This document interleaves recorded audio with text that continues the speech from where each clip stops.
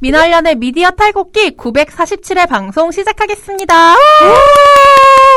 네, 안녕하세요. 언론 권력을 감시하는 시민단체 민주언론시민연합의 미디어 교육팀 활동가 김나래입니다. 네, 사무처장 신미입니다. 구박 안녕하세요. 어제에 이어 2부를 시작합니다. 네, 그럼 세 번째 주제로 좀 넘어가 볼까요? 네. 뭐예요? 세 번째는 지금 이제 이른바 가짜뉴스나 아주 악의적인 왜곡 편파보도 사례를 얘기했는데, 언론이 또, 이게 클릭수 되는 거면, 또는, 클릭 장사. 네, 또는 이거 구독자 늘리고 시청률 올리기 위해서라면, 선정적인 보도도 아주 서슴없죠. 네. 저 너무 단호하게 말했나요? 서슴없습니다. 네, 그래서 한쪽에서는 왜곡 편파, 이른바 허위 보도들, 네. 또 한쪽에서는 선정적인 보도들, 아주 양대산맥처럼 줄지 않고 있는데요.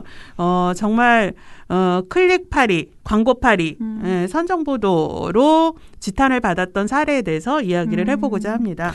떠오르는 사례가 몇 가지 있긴 하네요. 네, 대표적인 사례가 이른바 죽음마저도 클릭 장사 네. 악용하는 이 일이 올해 유난히 많았죠. 네, 가장 가깝게는 최근에 연예인 박지선 씨가 사망한 거에 대해서 조선일보 저희가 민원연에서는 이거에 대해서 두 번에 걸쳐서 저희가 보고서를 낼 정도로 심각했는데요. 고인의 그 지병이라든지 지병을 비롯해서 아주 사적인 영역까지도 이른바 단독이란 이름 아래 하나 다 써내려갔고. 네, 그래서 조선일보 홈페이지에 들어가면 그 고인에 관련한 기사가 특집 마냥 쏟아졌어요. 네, 한 10몇 건이 대문에 이렇게 걸려 있는. 과연 한 명의 연예인의 그것도 아주 이 안타까운 죽음이 이렇게 한 언론사의 단독 보도, 사실 그 단독의 가치도 없는. 그렇죠. 네, 그다음에 유족들이 공개하기를 거부했던 유서가 지병에 대해서는 지병이 이제 지병이라든지 개인적인 사적인 내용이 포함된 그 유서로 추정되는 내용에 대해서 언론에 보도하지 말아달라고 그렇게 간곡히 부탁했음에도 이른바 단독 입수라는 이름으로 조선일보에서 기사가 나왔죠. 그렇게 장사팔이를 클릭팔이 장사를 했습니다. 근데 이렇게 죽음을 이용하는 보도는 사실 이게 아주 이렇게 사람들의 호기심을 자극하는 아주 못된 아주 나쁜 가장 대표적인 선정 보도거든요. 그다음에 올해는 아니지만 연예인이라든지 유명인들의 죽음과 관련한 보도 때마다 반복이 되고 있고 또 비판을 받고 지탄을 받는데도 그때뿐이죠. 제발 죽음마저 그렇게 장사에 이용하는 건 하지 말아라. 좀 멈춰라. 이렇게 하는데, 이런 보도에 대해서는 정말 천박하기 그지없다라는 말밖에는 할 수가 없습니다. 근데 언론들이, 이번에 조두순 아동 성폭행범인 조두순이 이제 출소를 했을 때, 일부 유튜버들이 조두순 거주지 부근에서 과열 취재하고 또 아주 취재라고 하긴 그렇고 혼자서 방송한 거죠. 1인 방송. 네. 그들이 취재라고 하기는 과열적이고 아주 선정된 인터넷 중계 이런 것들을 할 때 언론들이 매우 지탄을 하지 않았습니까? 그쵸. 유튜버들이 지나친 이 조회수 올리기 이런 거에 이른바 혈안이 돼서 저렇게 폭언, 폭설, 폭력적인 행위도 서슴지 않는다. 이렇게 비난을 했는데 저는 그때 그런 일부 유튜버의 행태에 대해서 비난하는 언론들을 보면서 그 일부 유튜버들이 뭘 보고 배웠겠나. 사실은 언론이 오래전부터 이렇게 선정적이고 클릭수 올리기, 구독자 시청률 올리기에 혈안이 돼가지고 기본적인 윤리마저 저버렸던 행태들을 그대로 답습한 거에 지나지 않았다. 그래서 진짜 언론들이 그 일부 유튜버들의 행태에 대해서 그렇게 비판할 자격조차 있는가라는 생각이 들 정도였습니다. 그래서 언론이 사회적 공기라 그러잖아요. 네. 예, 그래서 공기답게 해야 이런 지금 저희 인터넷이나 아니면 뭐 일부 유튜버들이 잘못하는 것도 지적을 하고 바로잡을 수 있다 이렇게 생각을 하고요. 또 하나 이게 이제 뭐 선정 보도 부분은 아닌데 돈이 되는 거라면 아유, 뭐 광고 얘기하시려고 그러는 네, 거죠? 네, 네. 뭐 보도에서뿐만 아니라 광고에서도 이거는 윤리를 저버린 게 아니고요. 국민의 안전과 생명에 관련된 사안에 있어서도 물불 가리지 않고 돈이 된다면 이른바 광고팔이를 한 대표적인 사례가 광복절에 했던 8.15 그 광화문 집회가 있었는데요. 그걸 또 네, 그 광화문 집회는 이제 보수단체들이 주도를 했고요. 네. 거기서는 이제 정부를 강력하게 비난하고 성토하는 내용들이 많았는데 문제는 이때 이게 코로나19가 전국적으로 재확산의 조짐이 있어서 정부 당국에서 방역 수칙을 제발 지켜달라. 그래서 이제 이게 도심에서 다수가 모이는 집회도 금지하고 네. 그런데도 그거에 불복하고 집회를 했는데 그 집회를 이른바 조선 중앙 동아 그죠? 문화일보, 국민일보까지 대대적으로 일간지에 전면 광고를 비롯해서 조중동만 36회의 광고를 실었죠. 네. 그래서 결국은 그 광고 내용을 보면 어디 모여라. 다 모여라. 또 심지어는 그 광고 내용에 코로나 방역 관련해서 사실이 아닌 허위 내용도 버젓이 실리는 이런 광고를 실었습니다.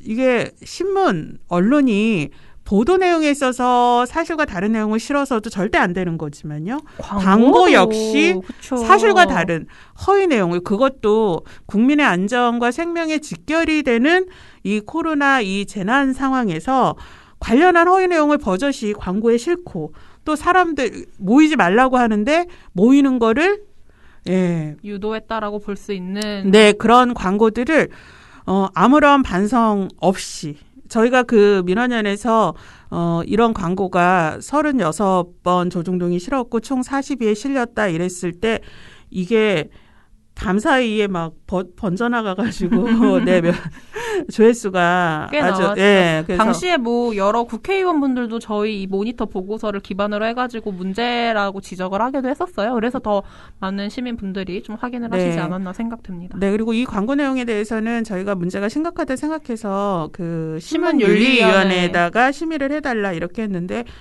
이 내용에 대해서는 주관적 의견이 포함된 광고 내용에 대해서는 심의 대상이 아니고 심의할 수 없다라는 답변을 보내와서 저희를 더 분노케 했는데요.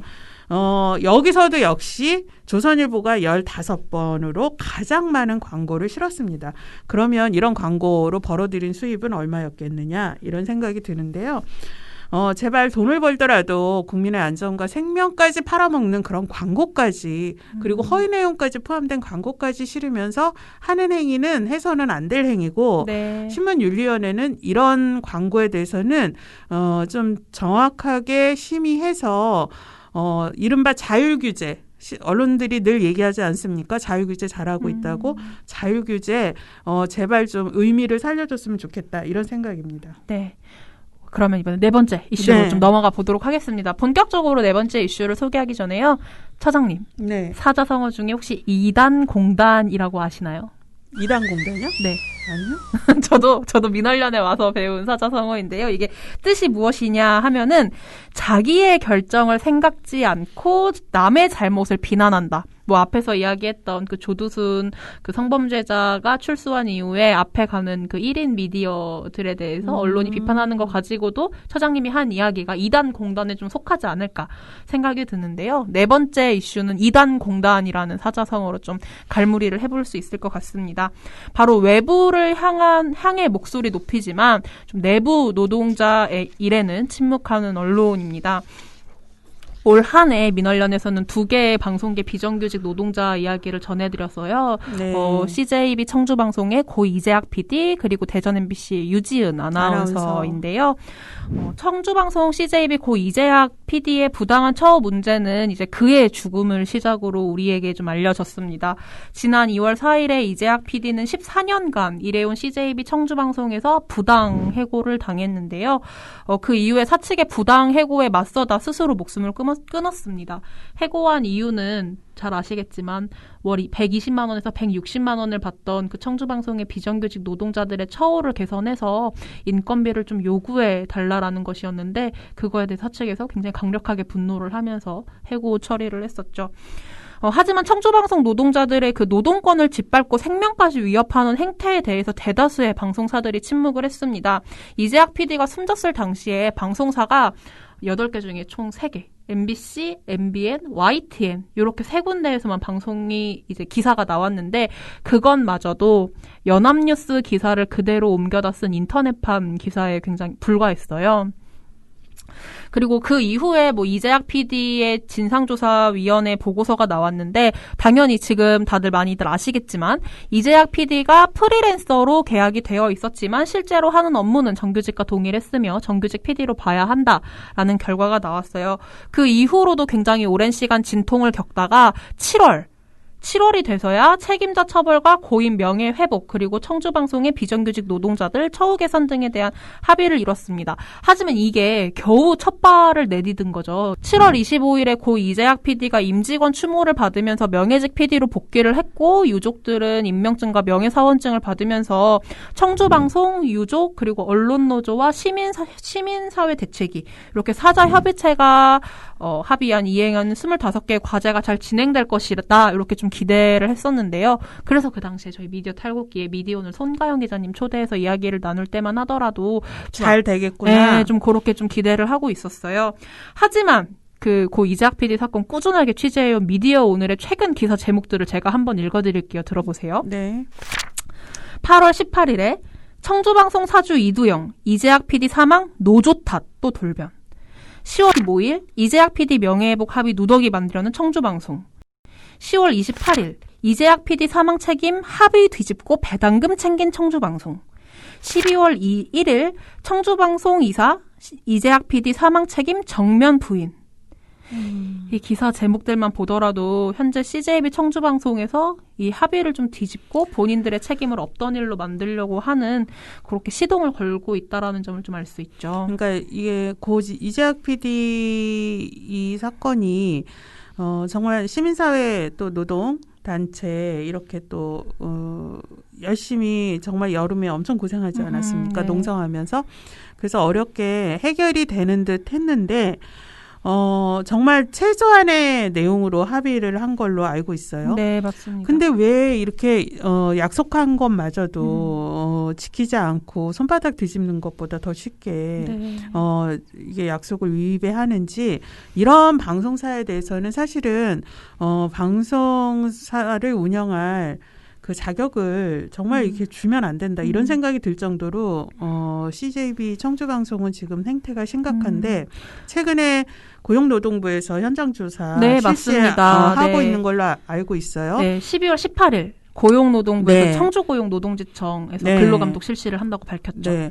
그리고 이제 고용노동부에서도 이제 이번 조사를 통해서 위법이나 불법 사항이 있으면 그에 대해서 엄정하게 그 조치를 해야 된다 생각을 하고요. 네. 또 이렇게 노동자와 또는 시청자와 약속을 밥 먹듯이 뒤집고 이행하지 않는 방송의 경우는 이제 저희 CJB 청주방송도 네. 재허가 네. 받게 되는데요. 그런 데에서 방송통신위원회가 이런 행위에 대해서는 좀 적극적으로 행정 조치를 네. 해주는 것이 좀 마땅하다. 이렇게 생각이 듭니다. 그동안 방송통신위원회가 이거는 노동 사안이기 때문에 네. 노동부가 좀 나서야 되지 않느냐 이런 내부에서는 인식이 강했던 걸로 아는데요. 이건 이제 노동 현안을 좀 넘어서는 지금 상황이 됐다. 그래서 방송통신위원회가 이런 문제에도 좀 적극적으로 본인들이 가지고 있는 행정 재량권 내에서 적극적으로 좀 개입을 좀 해야 되는 거 아니냐 이런 생각이 듭니다. 네, 그래서 같은 이제 12월 18일 그 고용노동부에서 근로감독 실시하던 날에 방통위가 발전적인 그런 조건을 하나 내건 게 있어요. 방송통신위원회가 KBS 등 21개의 지상파 방송사업자 162개 방송국의 재허가를 의결하면서 하나의 공통 단서를 달았던 것인데요. 바로 재허가 공통 조건으로 비정규직 처우 개선 방안 마련을 요구한 거예요. 이게 아무래도 올해 그 고 이재학 PD 사태 등을 계기로 해가지고 이러한 이야기가 나온 것이 아닌가, 영향을 준 것이 아닌가라고 보입니다. 네. 그래서 다시 한번 좀 고인의 명복을 빌면서 더는 이런 죽음이 없길, 그리고 같은 방송계 내에서 방송계 비정규직 노동 문제에 대해서 더 이상 침묵하지 않기를 좀 바라고요. 네. 한편 또 기쁜 소식이 하나 있다라고 한다면 그 대전 MBC의 유지은 아나운서는 최근 정규직으로 전환이 됐죠. 당시 이제 대전 MBC 남성 아나운서와 동일하게 아나운서로 일을 했으나 고용 성차별로 프리랜서 계약을 했고 이를 2019년 6월 18일에 인권위에 진정을 넣었던 것인데 채용 성차별 문제로요. 그 유지은 아나운서가 정규직 전환이 됐어요. 약 1년 5개월 만의 일인데 제가 앞에서 기쁜 소식이다라고 말씀을 드리긴 했지만 지난 17개월 정도간 유지은 아나운서가 겪었을 뭐 고통이라든지 슬픔 같은 거를 생각해보면 다시 한번 그 문제에 대해서 잊지 말아야 한다라는 생각이 드는데요. 뭐 잘 아시겠지만 당시 인권위 진정서 내용 보면은 정말 가관이었잖아요.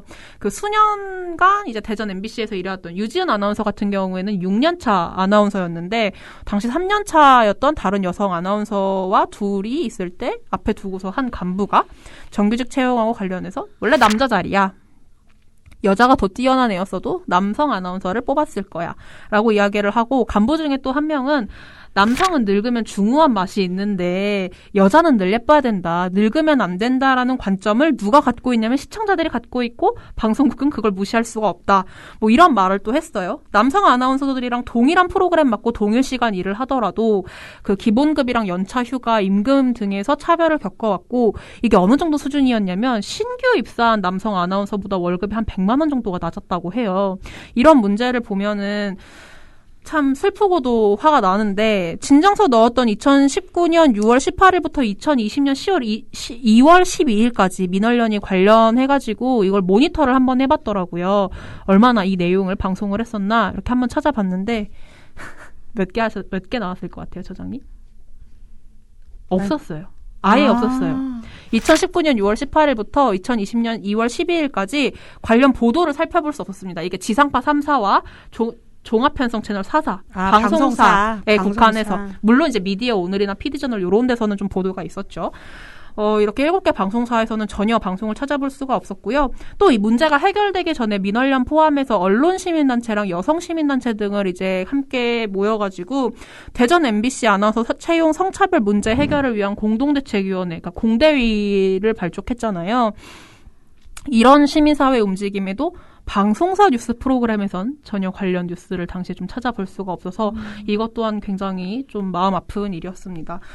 현재 대전 MBC가 유지은 아나운서를 정규직으로 전환한 게 굉장히 당연하면서도 다행인 결과이지만 여기에도 좀 아쉬운 지점들이 있는 게 이 과정에서도 굉장히 진통이 있었어요. 그 인권위가 처음에 대전 MBC에 유지은 아나운서 정규직으로 전환하고 그동안 프로그램 못한 거에 대해서 위로금 지급하고 그리고 채용 성차별 문제에 대해서 해소 방안을 마련해라 라고 했을 때 처음에 대전 MBC가 안 받아들였거든요. 굉장히 이렇게 결과를 내서 유감이다라고 이야기를 했고 그 이후에 물론 이제 전향적으로 다시 유지은 아나운서를 대전 MBC의 정규직으로 전환하겠다라고 밝혔지만 끝까지 그 위로금 문제 있잖아요. 위로금 문제에 있어서는 우리가 그 인권위 진정 넣었다고 그 문제 삼아서 자른 게 아니라 그냥 방송 개편을 통해 가지고 MC가 교체됐던 거기 때문에 위로금은 지급할 수 없다. 라고 이야기를 했고 또 유지은 아나운서가 정규직 전환이 되긴 했는데 그 6년 동안의 경력을 모두 인정받지 못하고 그 초반 2년의 경력은 제외가 됐습니다. 좀 그런 점에서 아쉬운 지점이 분명 남아있는 것이다라고 좀 이야기를 할 수밖에 없을 것 같고요. 그래서 유지은 아나운서의 정규직 전환이 굉장히 바쁘면서도 좀 씁쓸한 기분이 남는 건 어쩔 수 없는 것 같습니다. 이게 지금 언론계뿐만이 아니라 사실 남녀 임금 차별 문제는 OECD 국가 중에 한국이 지금 계속 꼴찌예요. 임금 격차가 제일 높은 나라인데 지금 임금에서의 차별뿐만이 아니라 이번 유지은 아나운서 같은 경우는 채용에서부터 차별이라는 거거든요. 그러니까 네. 지금 말하는 고용의 형태, 그다음에 임금의 격차, 차별 이전에 아예 채용 과정에서부터 여성은 비정규직, 남성은 정규직, 그리고 이른바 이제 아나운서직으로 표현되는 방송직에 대한 여성 노동자에 대한 왜곡된 그리고 정근대적인 구시대적인 그런 사회적 인식 이런 것들이 복합적으로 나타났던 사안이 대전 MBC 유지은 아나운서 채용 성차별 문제였는데요.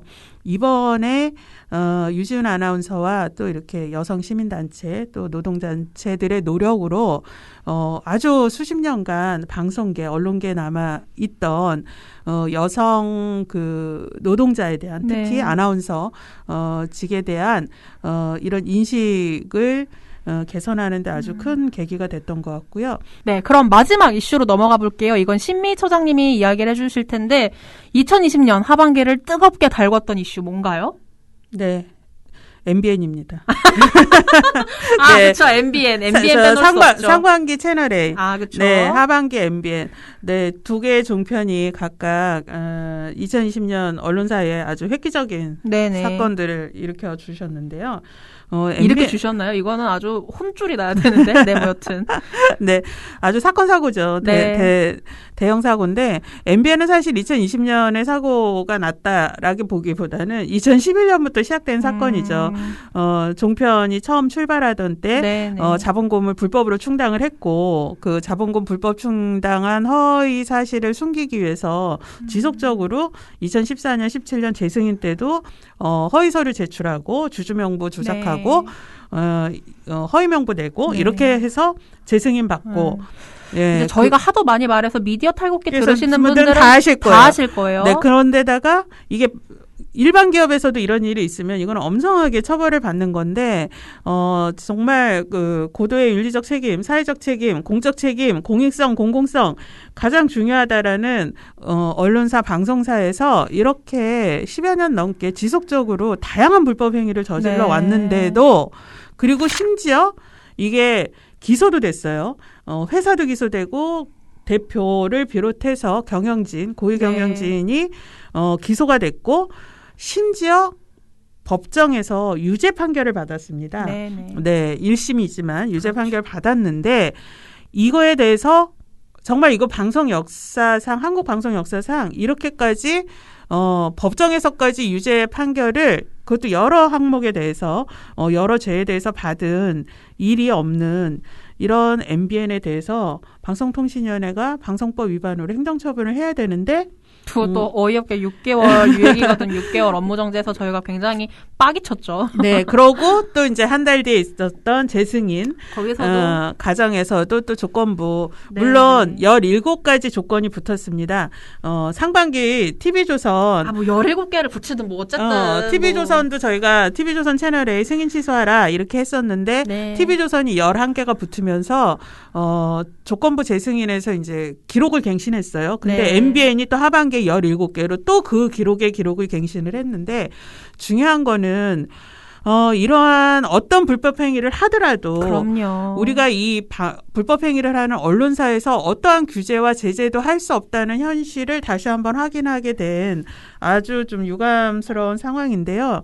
그래서 저희 민원연이 그렇다면 방송통신위원회도 이렇게 행정처분도 봐주고 재승인도 또 이번에 세 번째 내줬지 않았습니까? 네. 그렇다면 도대체 방송통신위원회는 하는 게 뭐냐. 네, 그래서 저희가 국민감사 청구. 2011년 최초 승인 때 그다음 2014년, 17년 그 이후로는 어쨌든 불법 행위를 안 상태에서 이제 심사를 한 거니까 그 과정에서 방송통신위원회 지금 있는 분들 아니고 옛날 사람들 뭐 그분들이 지금 나갔다 하더라도 도대체 방송통신위원회 그때 무슨 일이 도대체 어떻게 있었는지라도 밝혀보자라는 차원으로 국민감사 청구를 저희가 지금 추진하고 있고요.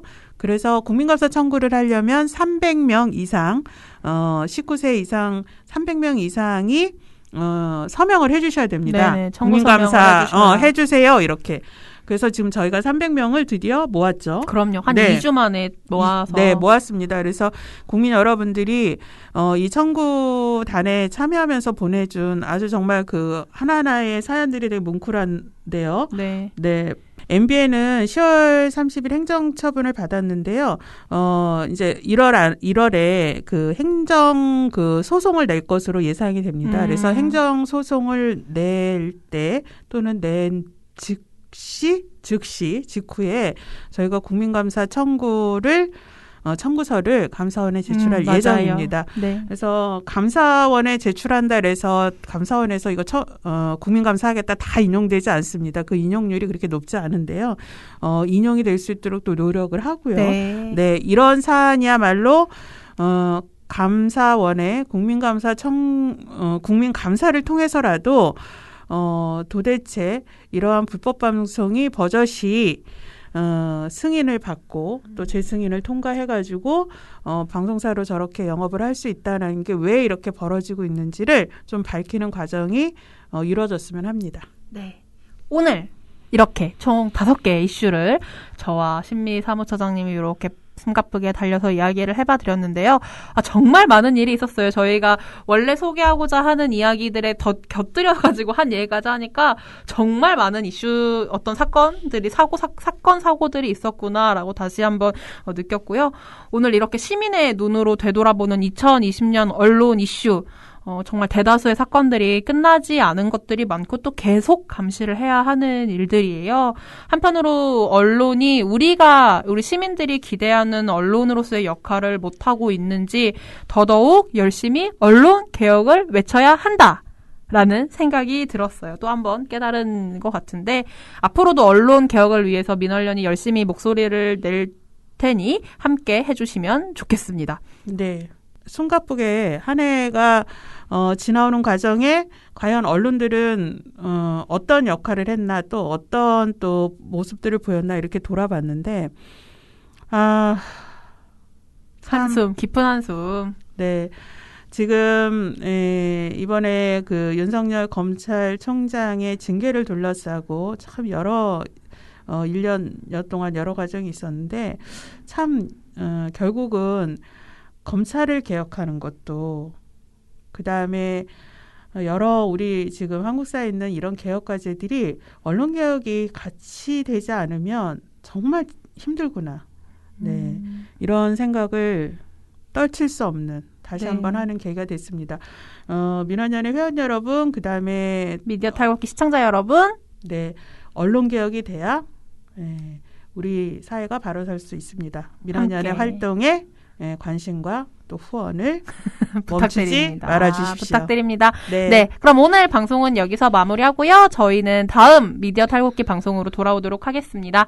민언련의 미디어 탈곡기는 내일도 열심히 열심히 털어드리겠습니다. 탈탈탈 안녕.